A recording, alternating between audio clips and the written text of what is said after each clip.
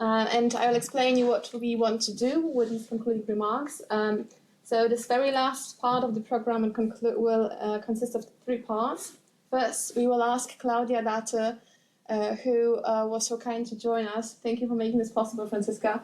Who will tell us a couple of words about the conference that took place in Jena and ended yesterday, and had more or less the same aim that we had today, but focused more on literature and linguistics. And we are very happy to learn from Claudia what was discussed there and what was agreed upon. Then the second step will be a concluding remark provided by Annette Werberger about today. So it will be a concluding remark related to the present. And then the final third step will be a concluding remark by myself about what could be the follow-up. So it will be a kind of attempt to tell a bit more about future. So that's our idea, and you can see there are 2 more chairs over there because we wanted to play the fishbowl game again. So after our comments, if you still have something that you want to ask or share, just please feel free to come to the fore. And when people stop coming, this will mean that we would have the final word by Jaroslav, and then we move forward to the restaurant. Okay. So I will ask Annette to introduce Claudia Dathe in a couple of words. So Claudia was asked a minute ago to introduce you, and I think it's a very easy task. She's one of my best colleagues in the Viatrina. She's a great translator, especially a very rare translator also for Ukrainian poetry, but she could also translate from Russian and from Polish. She is a hidden expert on Ukrainian avant-garde. I have to say, she has something translated, but there's more to come. She's a great inspiration also in networking. So she knows a lot of in Ukrainian intellectuals and translators in Germany and overseas. She has also das Bundesverdienstkreuz. So last year she's very active in fields I don't know about. And yeah, great to have you here, Claudia. We met only yesterday, and I'm also very curious what you said yesterday. We couldn't hear it anymore because we were already on the train about our conference in Jena. Yeah, hello from Jena. I'm still here, and so it's a good opportunity for me to share our experience and our forms of exchange. Thank you for inviting me, and thank you, Annette, to your nice introduction, which was overwhelming for me, and a bit too much of honor. I would like to share our exchange results from the 2 days we spent in Jena together.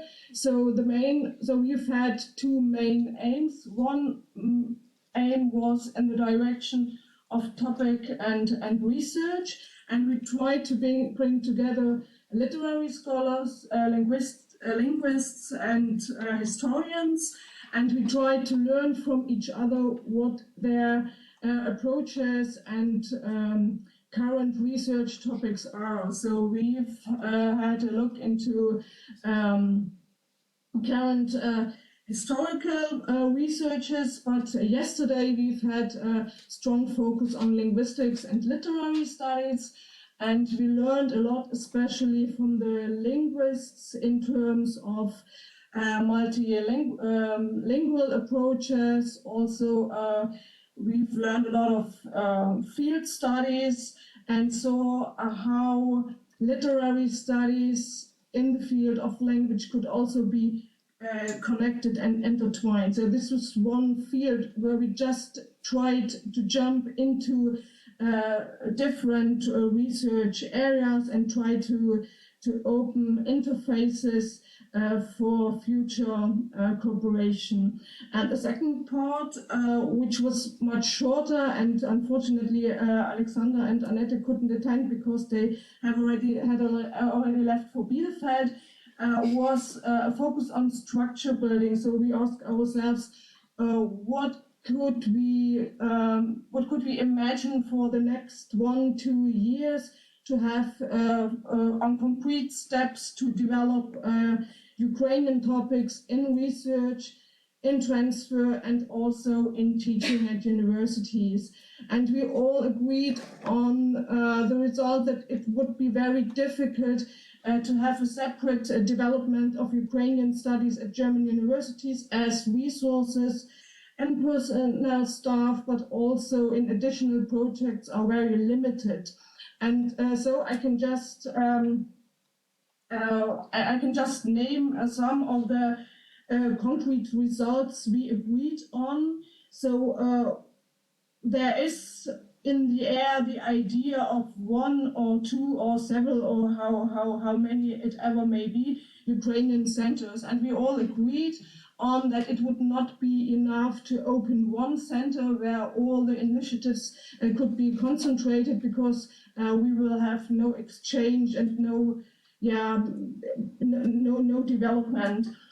So the idea would be that 2 or 3 at least universities could be centers of this future intense Ukrainian studies, where different fields and different disciplines could be combined and intertwined.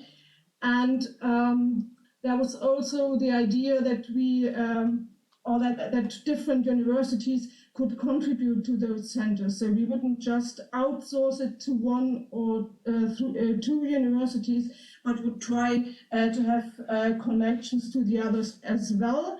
But there was also one significant problem marked that we are responsible not only for the development of Ukrainian literature and Ukrainian studies, but also for the other small languages, namely Belarusian, but there was also mentioned the position of languages like Polish, Czech, and Slovak, for instance.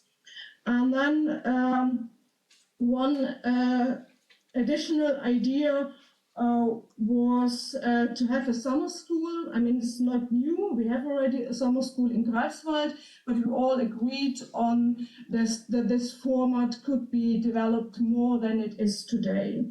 And then somebody came up with the idea that we could plan to have a congress with different disciplines, 1 and 2 years. And they took the example from the Polish Studies Congress, which takes place once in 2 years. So that were mainly the very concrete results, and we agreed on some also practical issues, like to do podcasts or to set up a working group to work on the Ukrainian history of literature. And as one of the main results, we could mention that the Ukrainian Institute has agreed on supporting such activities during the next years. So they were also present on the conference in Jena, and they would also like to support all activities which will take place during the next years in academia. It's obvious that the Ukrainian Institute hasn't got a lot of money, and maybe the support could be more a symbolic one, but it's very important that they just agreed to budget it for the next 2 years, so that we can at least set up a working group and have a follow-up meeting next year. That's the main lines. And if you have some questions, or if I should go into detail as far as the research works presented is concerned, so just tell me. Okay, thank you very much. You know the rules. If you have questions, you just come here to us and ask them. If not, I'll just ask Annette to continue. Yeah, not easy to make a kind of summary, and I'm sure I have also a certain perspective on what we spoke about.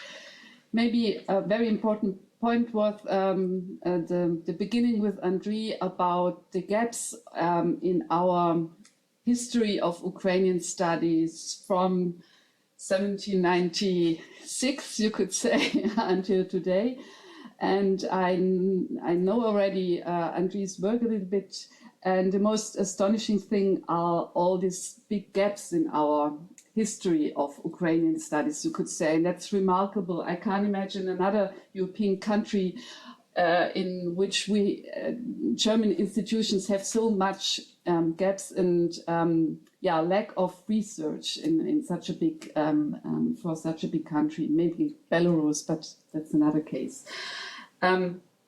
So that's a very important thing to maybe to remember also why these gaps evolved, and not to go into this cycle once again. To speak about our experience and not to build up prosperous structures and institutions for not having another challenge in the future. A second thing I noticed is that we had a lot of empirical input today. I think it was the most important thing for today. We had the experience of Canada, experience of Northern America, of Harvard, of Cambridge, especially also Poland, which was very valuable for us, and a lot of experience here in the first panels about Munich, different places in Germany and also in Switzerland, which gave us an insight, you could say, we wouldn't have get without this conference. That I think this kind of empirical thing is the most valuable result maybe today. The differences for me were also, if you look of the kind of institutions and discourse we had today, our guests online spoke mostly, and from Canada, about an Ukrainian institute, an Ukrainian institutions, Ukrainian, something. And we spoke mostly about, professorships for Eastern European. And there was this discussion, is it better to have this kind of big frame, or is it for a future maybe better to have this kind of Ukrainian Institute in Germany, or also in Switzerland. And I think that's very different to talk about changing one professor or one small institute with a small program of Ukrainian studies, or maybe a module only in a master program, and to speak about an institution which is already 50 years old or 100 years old. So that's already a big difference, and one might wonder why we don't have this kind of Ukrainian studies in Germany, and probably also in France and in Italy. So for me, I saw a lot of engagement in various directions, engagements as transfer into society, engagement in our universities, engagement in our institutions, engagement to make our interdisciplinary work public and more visible. We have a lot of different scholars, and it's not normal, I think, that for outside of the field, that a historian, a language scholar, a lecturer, and a literary scholar from different areas of expertise are working together to do something for Ukrainian studies. So it's remarkable in per se. And I don't think you could see something like that in German studies, similar. And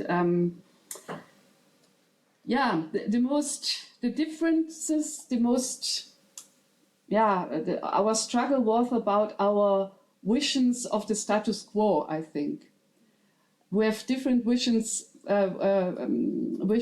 and you could say a different view about how we work actually today as a status quo for Ukrainian studies and in Ukrainian studies. I'm of the more skeptical group. I think we have still a lack of Ukrainian studies, and we have to change a lot to promote it and to give a better future to Ukrainian studies. Everybody you told, now we have a small time frame still, a year or 2 years, we have to make it now. Blochi also said it. So and I heard it also from Karl Schlöge. Already 2014, he said it to me. Now we have to do something for Ukrainian studies. If we don't do it now, we won't do it for another 20 or 30 years. So I think that's very important that we have in mind that it's a small time frame for our program of change, you could say. So differently we see it, but it's very important to engage maybe people from outside, from politics, from Hochschulpolitik, from politics at the universities, also maybe from institutions like grant-giving institutions to take this time for us. And maybe I could make a kind of point here and add something afterwards. Thank you a lot. For me also the main question from today is how much strategic essentialism does decolonization need? That is for me the main tension. But I should not talk about today. I should actually talk about what could follow, could be the follow-up. We are at the moment at what is called in German Sollbruchstelle. I think the English term for this does not exist. Perhaps like a kind of predetermined breaking point. The dictionary says, but it's not the same thing. Means we can just now go home, and it was a nice exchange supported by the Federal Ministry for Education and Research, and that's all. And we do not want this to be the case. We want to have a follow-up. And what does it mean? So there certainly will be two forms of follow-up, because Helena Leonti, thank you again for this, agreed to write a report in English for H. Sotzkult in German, and we are very grateful for this. So there will be a document, a kind of report really summarizing the main lessons learned during this event. We also have a workshop report written in Ukrainian by Svetlana Putavenko. Thank you also very much for this, possibly for Ukraina Moderna, perhaps for Noda, Ukrainian medium. But we want to have more. And in order to make this possible, can we please share the slide with a QR code? And in order to QR code slide, and in order to make this possible, we created a shared drive, and you can have access when using this QR code. And on this shared drive, we already posted some things to document this event, like the program, the biographical notes. We'll also love to post your email addresses so that you can communicate with each other after the event. But and some pictures. But what we actually want to do is to encourage you to open a file which is called brainstorming, and to share with us there all the hints, ideas, references to books, projects, funding opportunities, and so on that you've mentioned. Because many of us were trying to take notes, but even I am a good at multitasking, I didn't manage to note it, to note and to remember everything. So it would be really nice if you could share all these ideas, names, links, books, and institutions that you mentioned, so that the communication really can become a bit more deeper. Because, and that's the second call for action, what we actually would love to do, Jaroslav and I, is to write a working paper on how to teach Ukrainian history at German universities. And we do not know at this moment how to do it, but we would like to formulate this open call for authors here in this room, and would like to invite everyone who is interested in being part of this group work and working paper, just to write a short email to Jaroslav and me. And it would be terrific if you could do this before the 25th of October. I will post the deadline again in the mail with a great thank you to you all. And then in a second step, we will meet with those interested in cooperating on Zoom and trying to figure out how to translate all these brilliant thoughts and ideas and suggestions that were gathered into something that could be sustainable. So the idea of the working paper would be to try to describe a situation where we are and try to gather best practices and very simple ideas for future what to do in order to improve the situation a bit. So that's a very simple idea, but perhaps also powerful. So now the floor is really yours. If you have questions, ideas, comments, please feel free to join us on this in this fishbowl and to ask them. May I ask Claudia? Yeah. I mean, I think we didn't have so much linguists here in this room. Probably, I don't know. But we had a lot of linguists, and for me, linguists are always very important. I didn't want to study a lot of linguistics, to be honest.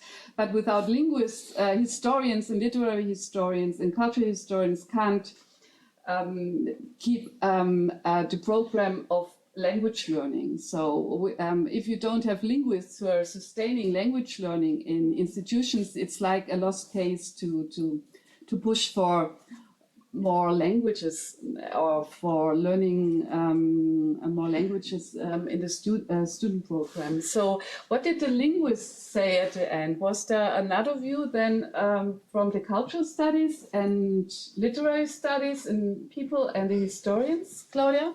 Oh, I didn't see significant differences between linguists and literary scholars, but maybe there were some differences between the Ukrainian participants and the original, let's say,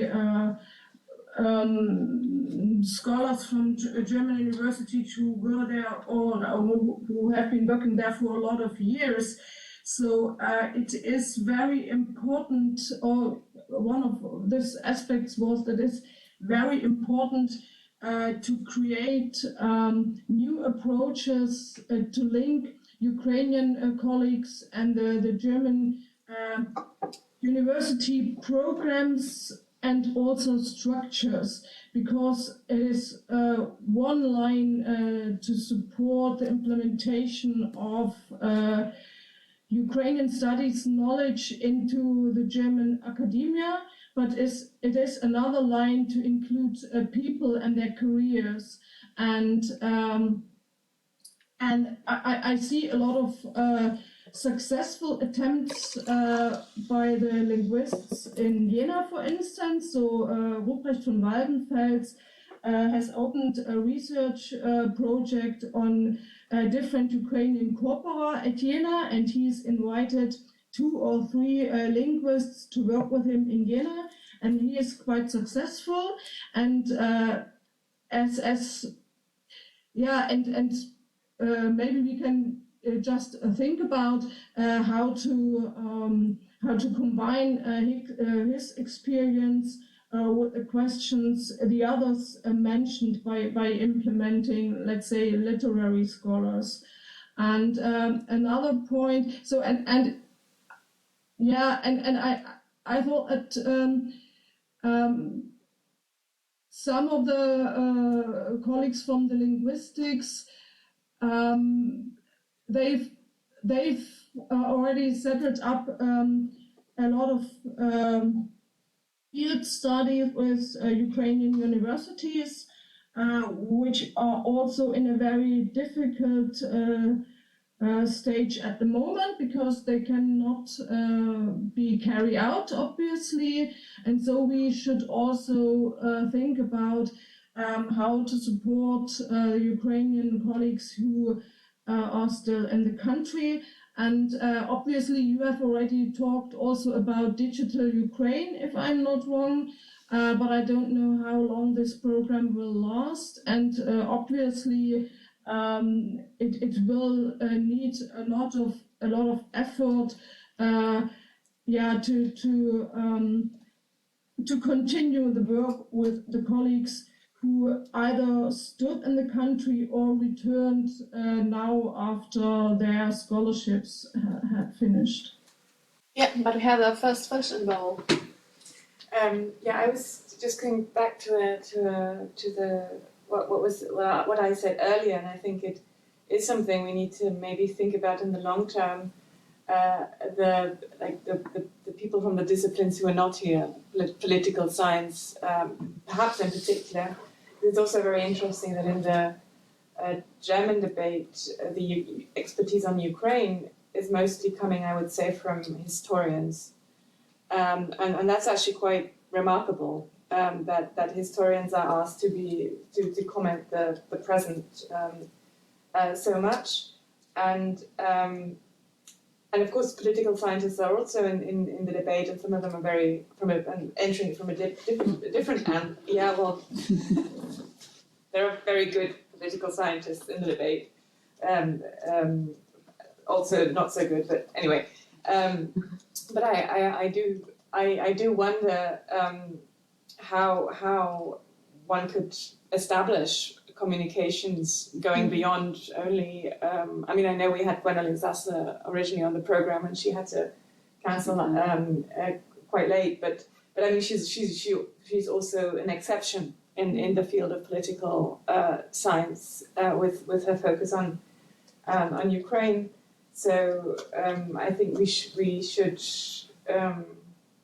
think about why this was so much dominated by questions about Slavonic studies and Eastern European history, and not so much political science or other disciplines, more engaged with the present. But that's more of a comment. Maybe I may answer. We don't have a common place to meet. We have the Slavistenverband, we have Historikerverband, and we don't have a kind of Eastern European Verband, area studies, and that's also a kind of problem sometimes. Maybe in this situation, to be honest, I started in '88 to study Slavonic studies and Eastern European history. Short afterward, the Yugoslav War. So doing Slavic studies in Eastern European or Southeastern European studies was always a field which is very involved in European history, you could say. And so I think we have this kind of lack of common, like the eace conference. Yeah, we don't have a German eace conference as far as I see, and that's a lack. I'm very proud that my colleagues from philology are so engaged, because philology is a very apolitical science sometimes, and I'm very happy that we did something for it in the last 2 years. But I think it would be much appreciated to have much more exchange on an institutional level. But yeah, that's maybe not the time now, but maybe after we resolved some engagement for Ukraine, we can start another engagement. Yeah, Please, just, sorry, I don't want to take time from No, you. it's okay. I just also wanted to comment on this. So actually the first course on Ukraine here in this university, which I was able to join, was on sociology. It was taught about Ukrainian civil society. And I think that was really a topic which I personally missed in these 3 days, because it was almost not mentioned. But I think for sociologists, the Ukrainian civil society since 2004 is actually quite a phenomenon in Europe. And I think it deserves its separate research and its separate representation in teaching as well. And also the question which I came with here is, should we go a little bit beyond this? So, of course, the topic is the Ukrainian past and present in German universities, but also some speakers, I think Olenka Pevny mentioned that they also have public events. And I also wonder, what do you think about this? Should we also think of, so podcasts were mentioned, I think recently was one of the decisions also. Should we think about it a bit more? Should we include it in our agenda, even if it would not be a priority? Thank you. Yeah. For civil society, I'm from the Viadrina, and we have Susanne Wojcik. That's why she knows a lot about civil society in Ukraine and tells a lot. But maybe And unfortunately, she couldn't come. You know? Yeah, I imagine she has a lot to do now. Yeah, as for the transfer idea, I very much agree. But on Thursday evening, we had a kind of illustration of how difficult it is to interest the public for even such an absolutely brilliant event like a Q&A with a Nobel Prize winner. Although you know how much we did to interest people. So yes, definitely we should, but it's not easy.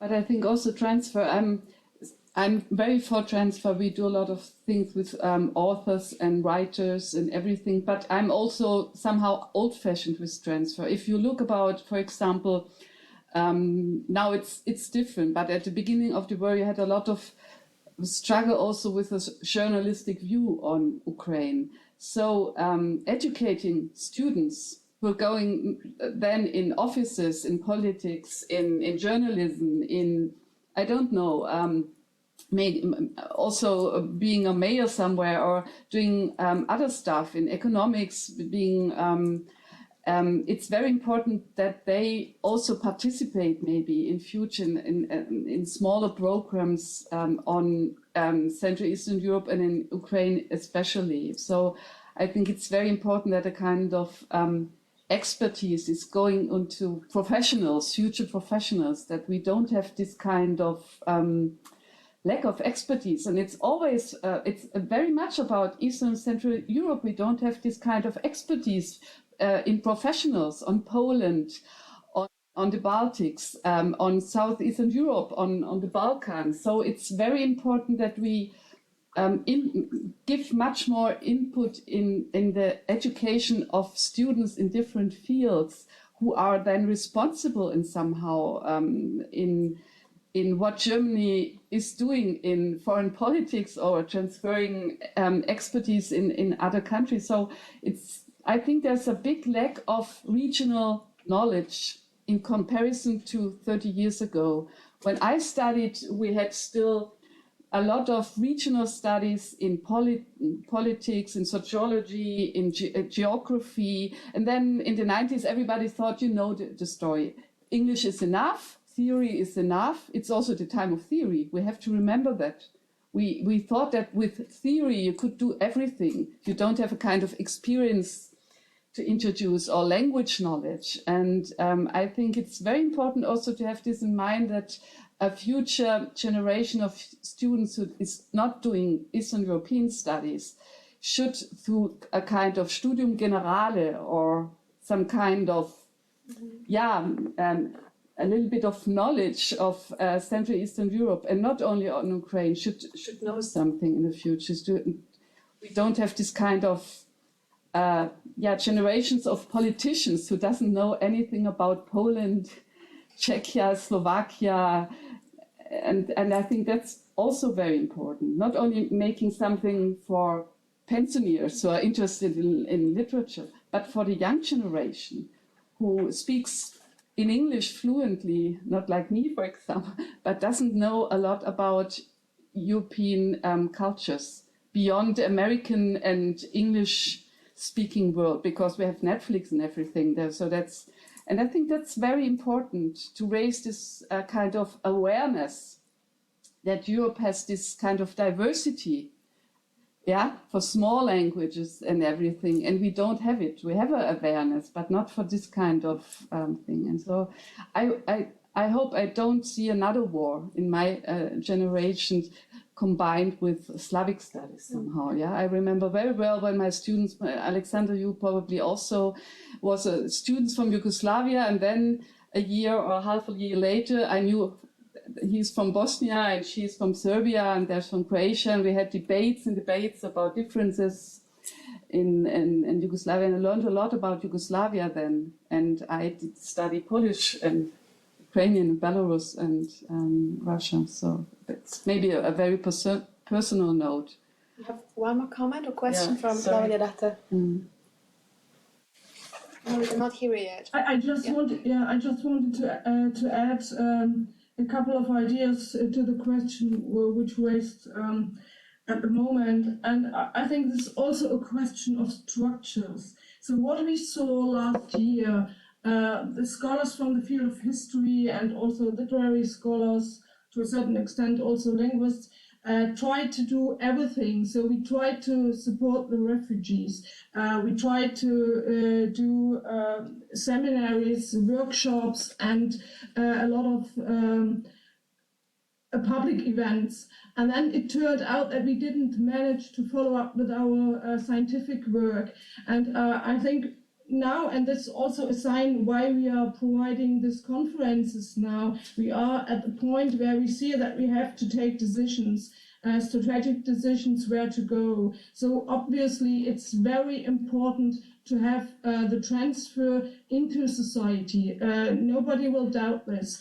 But the question is, who is going to do this in the future, and what should we do to encourage people and to enable people to do this?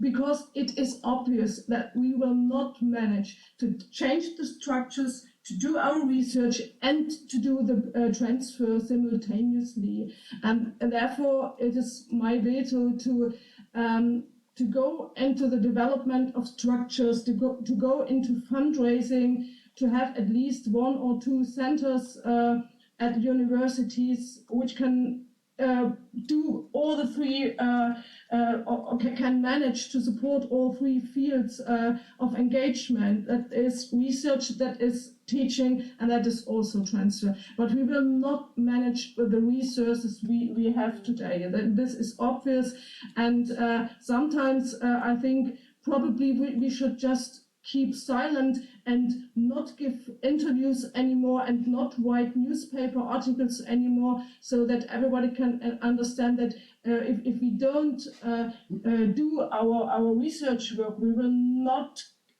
be able to give new and differentiated answers. So one of the questions we raised during our conference in Jena was the analytic language and the sustainable need new notions, but in which way we are going to develop this notion. So nobody will come up and surprisingly will have developed the notions from one day to the other, but we will have to have conferences, have to think about it, we have to go to theories, and that will take time, and this is time which we cannot spend on public panels. So we will have to think how to transfer that, how Annette said, to enable professionals to have multiplicators and not do all things on our own.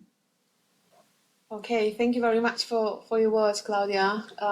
If there are no more fishers wanting to share your thoughts and questions with us, and I'll ask our Bielefeld colleagues to give the very final word.